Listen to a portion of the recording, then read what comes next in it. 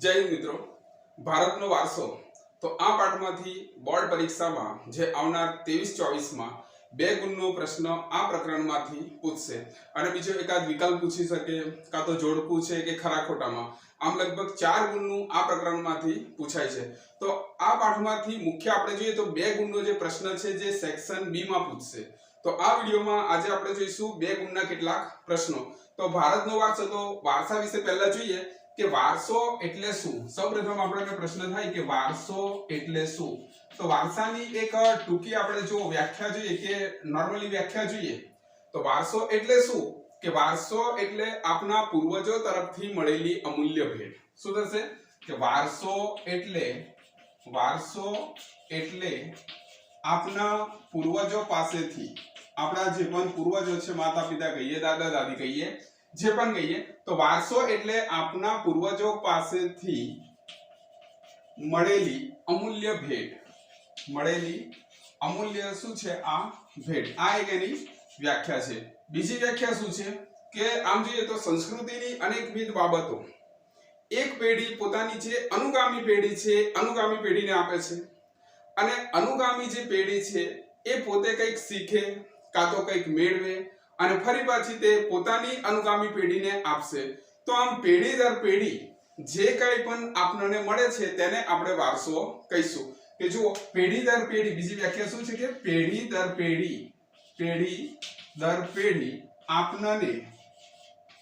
આપણને જે કાંઈ મળે છે તેને વારસો આપણે કહીશું। તેને આપણે શું કહીશું?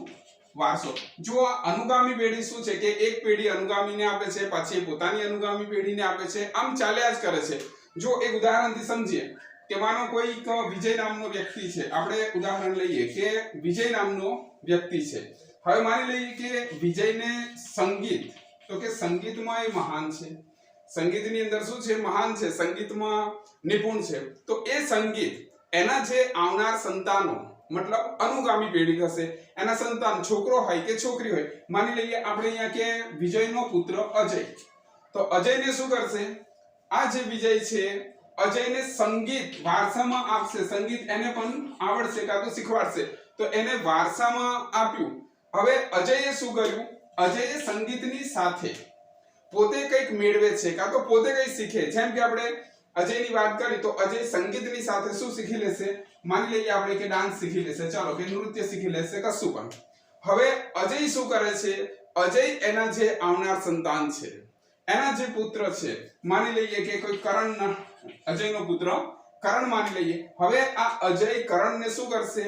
તો કે સંગીત અને ડાન્સ જે જાતે શીખ્યો છે કે મેળવ્યો છે, તો એ સંગીત અને ડાન્સ એ બંને શું આપશે? વારસામાં। તો આમ પેઢી દર પેઢી ચાલ્યા કરશે। એટલે આપણે જોયું કે સંસ્કૃતિની અનેકવિધ બાબતો એક પેઢી એટલે કે વિજય, એની જે પેઢી છે અનુગામી પેઢી કઈ? અજય, તો એને શું આપે છે? પોતાની પાસે સંગીત હતું તો અજયને પણ સંગીત આપ્યું।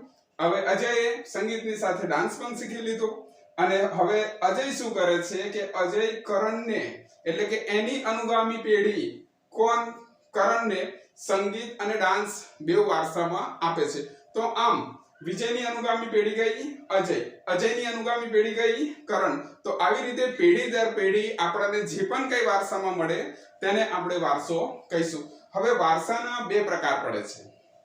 વારસાના મુખ્ય આપણે જોઈએ તો 2 પ્રકારો પડે છે, એક પ્રાકૃતિક વારસો અને બીજો સાંસ્કૃતિક વારસો। પ્રશ્ન એવો પણ પૂછે છે કે પ્રાકૃતિક વારસો એટલે શું અને પ્રાકૃતિક વારસામાં કઈ કઈ બાબતનો સમાવેશ થાય છે।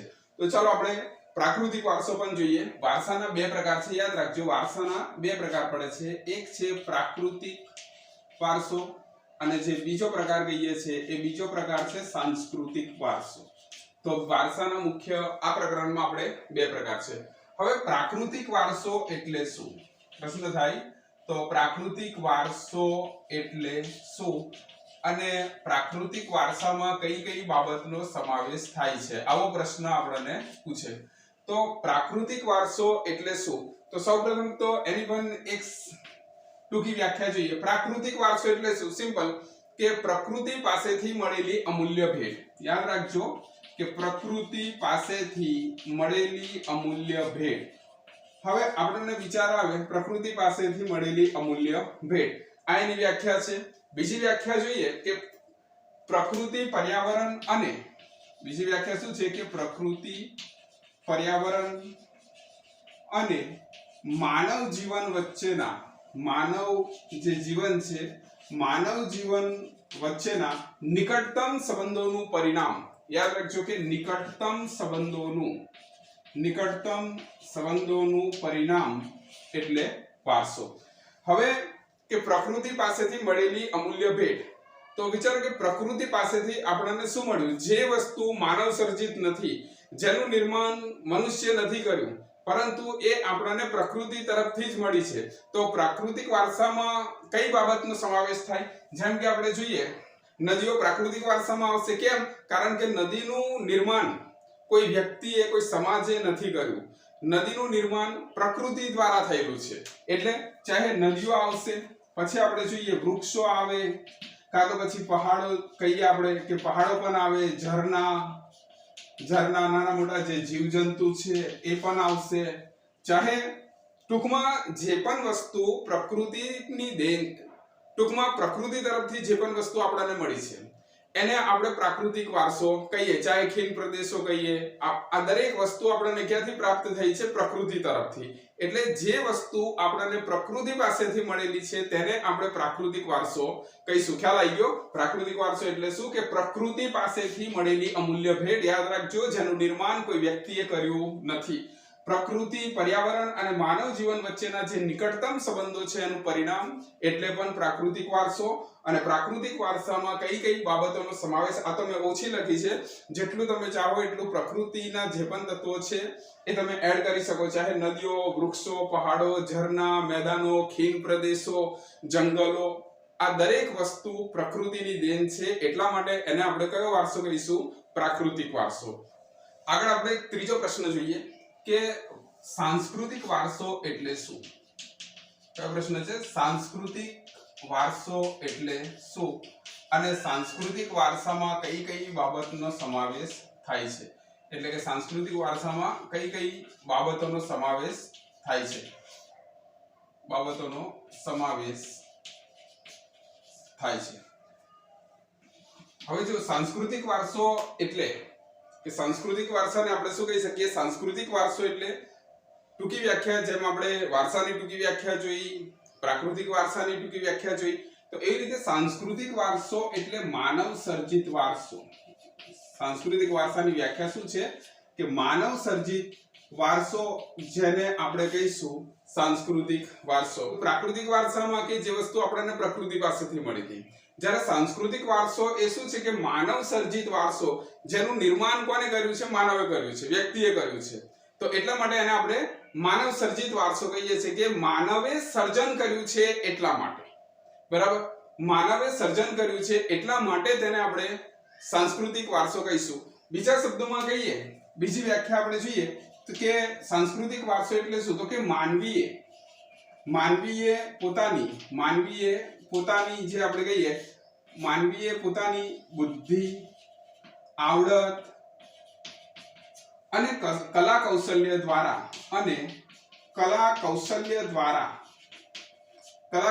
દ્વારા જે કાંઈ પણ પ્રાપ્ત કર્યું કાં તો મેળવ્યું તેને આપણે સાંસ્કૃતિક વારસો કહીશું. તો ટૂંકમાં યાદ રાખવાનું છે કે સાંસ્કૃતિક વારસો એટલે શું? એકદમ ઈઝી છે કે માનવ સર્જિત વારસો એટલે કે સાંસ્કૃતિક વારસો.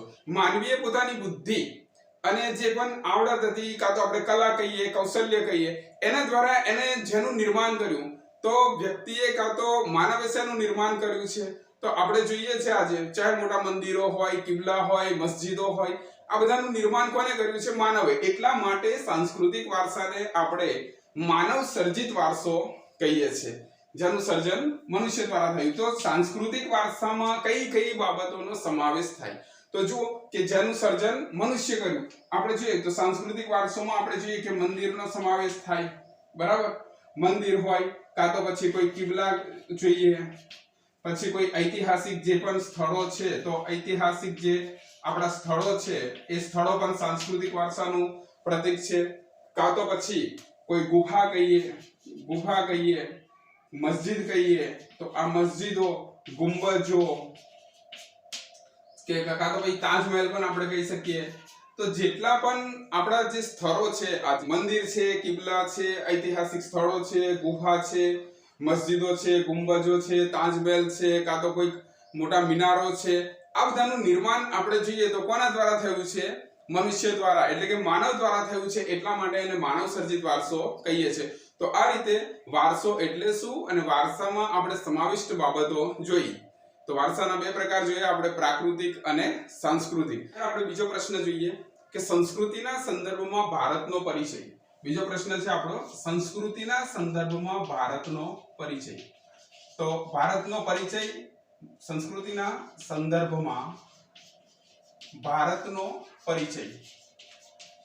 કાં તો એવું પણ પૂછે કે ભારતની વિશેષતા જણાવો. તો આપણે જોયું કે ભારતની, અથવા શું લખીશું કે ભારતની વિશેષતાઓ જણાવો. વિશેષતાઓ જણાવો. હવે જો કે સંસ્કૃતિના સંદર્ભમાં ભારતનો પરિચય. તો સૌપ્રથમ તો આપણે યાદ રાખવા માટે ચાર વસ્તુ યાદ રાખવાની છે. પ્રથમ તો આપણે જોઈએ કે ભારત માટે તો કે જે આપણો પ્રસિદ્ધ એક ગ્રંથ છે વિષ્ણુ પુરાણ. કયો ગ્રંથ છે? પ્રાચીન જે ગ્રંથ છે વિષ્ણુ પુરાણ, જેમાં ભારત માટે કયો શબ્દ વપરાયો છે? ભારત માટે ભારત વર્ષ શબ્દ વપરાયો છે. યાદ રાખજો કયો શબ્દ વપરાયો, આ ઓપ્શનમાં પણ પૂછી શકે. તો ભારત વર્ષ શબ્દ વપરાયો છે. તો આ વિશેષતા છે કે આપણો જે પ્રાચીન ગ્રંથ વિષ્ણુ પુરાણ છે કે જેની અંદર ભારત માટે ભારત વર્ષ શબ્દ વપરાયો છે.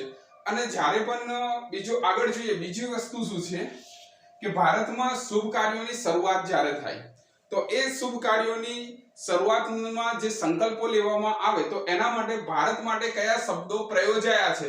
તો ભારત માટે ત્યાં ભારત વર્ષ તો પ્રયોજાયો જ છે, ભારત વર્ષ શબ્દ પ્રયોજાયો છે. બીજું છે ભરતખંડ, ત્રીજું આપણે જોઈએ તો જંબુદ્વીપ, અને ચોથું જોઈએ તો આર્યવ્રત. આ શબ્દ ભારત માટે પ્રયોજાયા છે.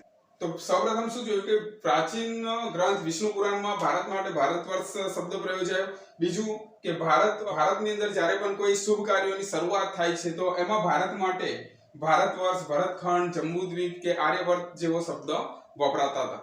હવે ત્રીજું કે ભારતને આપણે જોઈએ કે ભારતની ઉત્તરે, તો ભારતની ઉત્તરે શું આવેલું છે? કે ભારતની ઉત્તરે હિમાલય આવેલો છે. આ પણ વિશેષતા, ભારતની ઉત્તરે શું છે? હિમાલય. બસ આપણે આ એક જ યાદ રાખીશું તો પણ બહુ છે, બીજું એની જાતે યાદ રહી જશે કે ભારતની ઉત્તરે આપણે જોઈએ તો હિમાલય પર્વત આવેલો છે.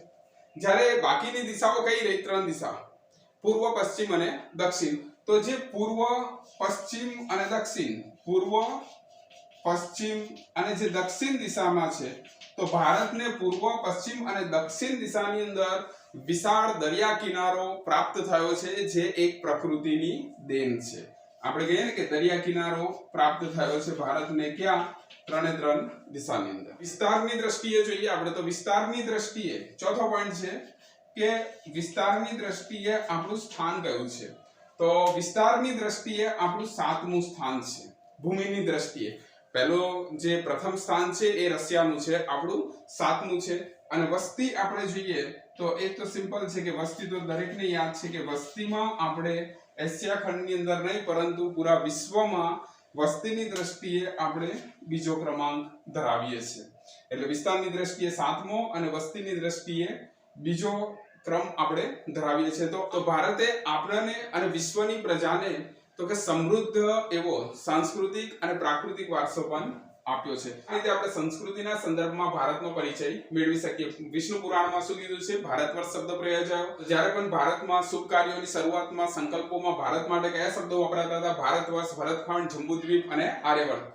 પછી ભારતની ઉત્તર આપણે જોઈએ તો હિમાલય, બાકીની દિશાઓ 3 તો કે પૂર્વ, પશ્ચિમ અને દક્ષિણ, જેમાં વિશાળ દરિયા કિનારો પણ ભારતને પ્રાપ્ત છે, જે એક પ્રકૃતિની દેન છે. વિસ્તારની દ્રષ્ટિએ જોઈએ તો આપણું 7મું સ્થાન છે અને વસ્તીની દ્રષ્ટિએ જોઈએ તો આપણું બીજું. આમ તો કે ભારતે સમૃદ્ધ એવો વારસો આપ્યો છે.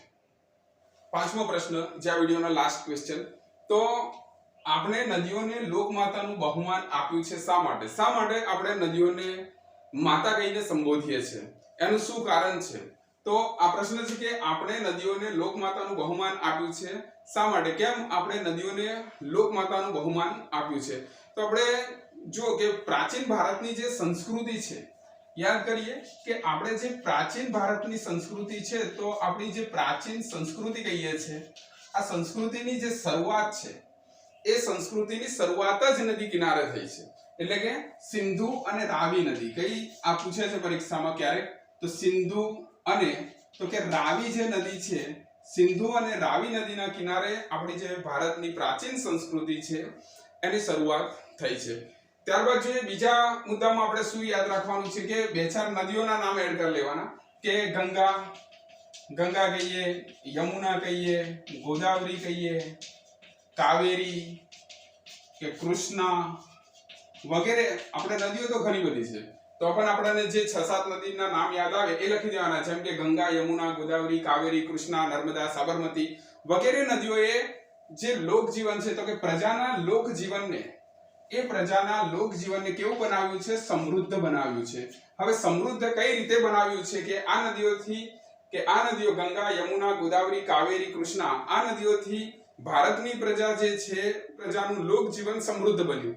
કઈ રીતે બન્યું? જેમ આપણે નદીઓના પાણીનો ઉપયોગ શેમાં કરીએ, તો કે નદીઓના જે પાણી છે એની અંદર આપણે પીવાનું પાણી, જો પ્રથમ ઉપયોગ નદીનો કે પીવાનું પાણી જે છે એમાં આપણે નદીઓનો ઉપયોગ કરતા હોઈએ છીએ. બીજું કે ઘર વપરાશ માટે જે પાણી જોઈએ છે, ઘર વપરાશ માટેના પાણીનો પણ ઉપયોગ આપણે નદીના પાણીનો થતો હોય છે. ત્યાર પછી ઉદ્યોગો માટે, ઉદ્યોગોની અંદર પાણીની જરૂરિયાત હોય. જેમ આપણે જુઓ કે પશ્ચિમ બંગાળ છે, ત્યાં આગળ લગભગ 80% મિલો આવેલી છે સનની. ત્યાં આગળ કેમ સનની મિલો સ્થાયી થઈ છે? કારણ કે તે એક નદી છે, હુગલી નદી, કે જે સનને સાફ કરવા માટે એક નદીના પાણીનો ઉપયોગ કરવામાં આવે છે. તો એવી રીતે ઉદ્યોગો માટે પણ નદીનું પાણી કેવું છે? ઉપયોગી છે. તો પીવાનું પાણી કહીએ, ઘર વપરાશ પાણી કહીએ, ઉદ્યોગો માટે. ત્યારબાદ આપણે જોઈએ તો કે વીજળી જે છે એ વીજળીના ઉત્પાદન માટે, સિંચાઈ માટે વગેરે જેવી આ જે મહત્વની જરૂરિયાતો છે, આ જરૂરિયાતો કોનાથી પૂરી થાય છે? તો કે નદીના પાણીથી. તો એવી રીતે આગળ જોઈએ આપણે માટીના જે વાસણો છે, એ માટીના વાસણો બનાવવામાં પણ ઉપયોગી છે. ચાહે મકાનો કહીએ, માટીના મકાનો, એમાં લીપણ, તો આ દરેક જગ્યાએ આપણે નદીના પાણીનો ઉપયોગ કરવો પડે છે. એટલા માટે નદીનું જે મહત્વ છે એ મહત્વ શું થાય છે? વધી જાય છે. તો આમ નદીઓ જે છે એનો એક ઉપયોગ નથી. નદી એ કેવા ઉપયોગો ધરાવે છે? તો કે નદીઓ આમ તો કે આપણને બહુલક્ષી ઉપયોગો ધરાવે છે. કેવા ઉપયોગો? બહુલક્ષી ઉપયોગો ધરાવે છે. તો આ કારણે આપણે જોઈએ તો આપણે નદીઓને લોકમાતાનું બિરુદ આપેલું છે. એમાં સેક્શન બી માં 2 ગુણનો એક પ્રશ્ન તમને ચોક્કસ પૂછશે. જય હિન્દ.